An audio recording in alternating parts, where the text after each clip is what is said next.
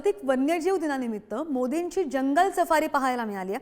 पंतप्रधान नरेंद्र मोदींनी गुजरातच्या सानसगीर उद्यानामध्ये त्यांची सफारी पाहायला मिळाली आहे। सासनगीर उद्यानामध्ये मोदींनी फोटोग्राफीचा आनंद घेतलाय आणि पंतप्रधान नरेंद्र मोदी आज गुजरातमधील सासनगीर येथील उद्यानात जागतिक वन्यजीव दिन साजरा करतात।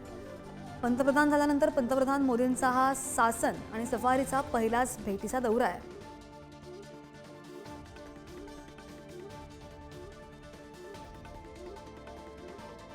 आज जागतिक वन्यजीव दिन आहे आणि त्यानिमित्त मोदींची ही जंगल सफारी।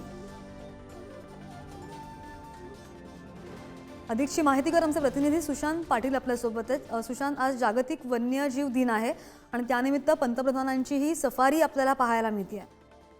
श्रद्धा, पंतप्रधान नरेंद्र मोदींनी आज 3 मार्च चे विश्व वन्य दिवस म्हणून साजरा केला जातो। त्यानिमित्ताने आज गुजरातच्या जुनागड जिल्ह्यात गीर वन्यजीव अभयारण्यात सफारी केली आणि तिथे त्यांनी आशियातील जे वाघ आहेत किंवा वन्यजीव आहेत त्यांची आज फोटोग्राफी आणि एक सफारी केली।